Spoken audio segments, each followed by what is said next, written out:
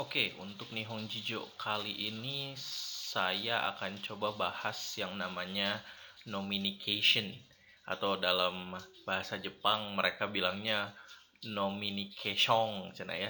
Ini teh adalah gabungan kata dari nomimas dan communication. Nomimas itu minum, ya communication ya komunikasi. Jadi komunikasi yang terjalin pada saat minum bareng gitu ya. Di penutup slide yang materi Kaiwa, saya bilang bahwa orang Jepang itu memiliki kultur ataupun budaya dalam apa namanya minum, ya terutama minuman yang beralkohol gitu ya. Nah, kita akan bahas lebih jauh di sini seperti apa sih bentuknya nominication. Kita coba cek aja langsung. Baik, buat apa nominication teh gitu ya. Jadi yang pertama biasanya mereka untuk mendekatkan diri dengan rekan kerja. Jadi sudah sebuah kultur di Jepang pada saat mereka beres bekerja gitu ya. Itu pasti janjian untuk minum-minum seperti itu. Atau yang kedua, fungsi dari nominication ini tersendiri yang kedua adalah untuk melepas stres setelah bekerja seharian, karena memang seperti yang kalian tahu mungkin bahwa orang Jepang itu kan workaholic ya, artinya mereka kerja seharian suntuk gitu dari pagi sampai malam banget. Jadi nggak ada jam kantor dari misalnya jam 8 sampai jam 4 itu nggak ada. Mereka pasti akan stay di kantor untuk menyelesaikan eh, eh, eh, pekerjaan-pekerjaan lain, dan biasanya baru keluar kantor itu antara jam 9 atau jam 10 biasanya seperti itu. Nah, untuk melepas stres setelah seharian bekerja biasanya mereka minum-minum gitu di izayaka disebutnya ataupun kedai minuman seperti itu. Oke, next, juga karena faktor musim seperti yang kalian tahu mungkin di Jepang itu kan ada 4 musim ya.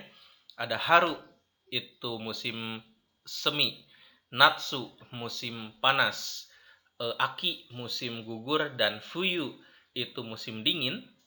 Nah, jadi eh di apa namanya eh, eh, eh, musim-musim tertentu itu bisa sampai apa namanya mendekati nol gitu ya suhunya. Nah, makanya untuk menghangatkan badan mereka biasanya memilih untuk minuman yang beralkohol gitu.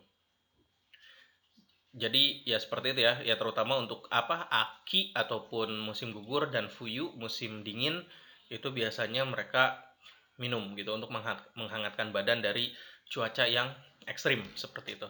Apakah di haru dan natsu tidak minum?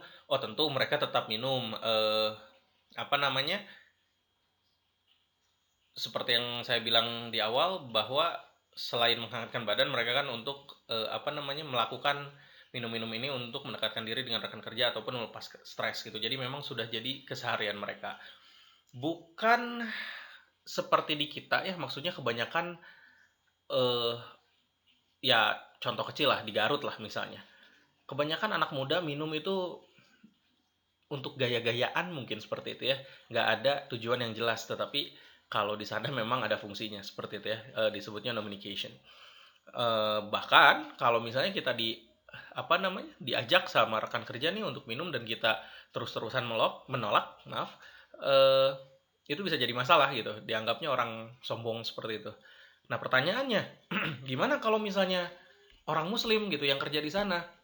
Nah, untuk sekarang-sekarang orang Jepang ini memiliki toleransi yang tinggi. Artinya pada saat tahu ya kita Muslim, mereka tahu kita Muslim, mereka biasanya tetap mengajak kita dan kita bisa milih minuman yang non alkohol ya, entah itu seperti soda ataupun apa namanya jus dan yang lain-lain itu diperbolehkan. Yang penting intinya sih bukan minum-minumnya, tetapi untuk eh, apa ya acara bercengkramanya gitu agar lebih dekat seperti itu ya. Oke, jadi itu fungsi dari nominication. Selanjutnya kita akan bahas jenis-jenis nihonshu ataupun minuman beralkohol di Jepang gitu ya. Kenapa harus tahu? Karena siapa tahu nanti kalian ke Jepang takutnya ketipu segala macem, makanya harus tahu nih. Ini yang paling umum adalah sake. Sake ini fermentasi dari beras, minuman fermentasi dari beras mengandung alkohol yang cukup tinggi dan rasanya katanya panas katanya. Jadi untuk menghangatkan badan katanya cocok banget minum sake. Selanjutnya kita punya soju. Soju ini adalah minuman yang berasal dari bukan fermentasi, sorry. Apa sih? Distilled ekstrak dari kentang diolah sedemikian rupa menjadi alkohol, itu soju. Selanjutnya kita punya umeshu. Umeshu ini adalah minuman yang diolah dari buah plum yang rasanya asam, terus diolah sedemikian rupa jadi punya alkohol ya, dan jadilah umeshu seperti itu. Next ada chuhai. Kalau chuhai ini basisnya dari soju, cuman dicampur dengan air soda yang punya rasa gitu, yang berasa entah itu apel, strawberry dan yang lainnya. Itu disebutnya chuhai. Selanjutnya ada amazake. Nah, kalau amazake ini biasanya diminumnya pada saat tahun baru dan ini diperuntukkan untuk anak-anak. Sebetulnya gini, amazake ini adalah sake yang belum sempurna fermentasinya dan dia mengandung 0 alkohol. Nah, makanya anak-anak diperbolehkan minum biar bisa ikut minum bareng gitu ya. Jadi anak-anak tuh minumnya amazake dan orang dewasa minumnya sake. Sekali lagi amazake dia nggak punya alkohol, dia 0% alkoholnya dan rasanya cenderung manis. Next kita punya bir. Nah, bir ini adalah minuman keseharian mereka, bisa didapat dimanapun, entah itu di kombini itu minimarket ya. Bisa juga kalian temui di Jidohang Baiki ataupun vending machine, yang mesin minuman itu yang masukin koin terus keluar gitu ya. Dan memang tidak bisa dipisahkan dari keseharian orang Jepang minum bir seperti itu. Next ada yang namanya whisky. Whisky ini sebetulnya minuman dari Scotland, kalau nggak salah Skotlandia, tetapi populer banget di Jepang. Apakah hanya segini? Tidak, banyak banget jenis-jenis Nihonshu, cuman yang memiliki kepopuleran yang cukup tinggi ya ini yang saya list tadi. Oke, di slide yang ini saya akan bahas aturan umum saat minum bersama rekan kerja ya. Jadi minum wae aya aturana gitu. Untuk orang Jepang mah apa aja? Yuk kita lihat. Yang pertama itu jangan tuangkan minuman untuk diri sendiri. Biasanya kebiasaan mereka itu nuangin untuk orang lain dan kita pun diharapkan untuk menuangkan minuman ke orang lain di sebelah kiri kita atau di sebelah kanan kita. Biasanya sih yang umum yang tingkat posisinya lebih tinggi, maksudnya jabatannya lebih tinggi itu pasti dituangin sama orang lain gitu.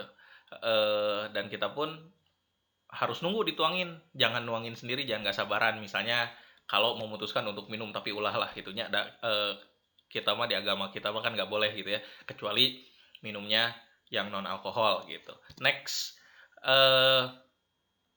ini pun harus diperhatikan, misalnya kita sudah punya minuman di tangan, jangan asal uyup wae gitu, soalnya biar barengan.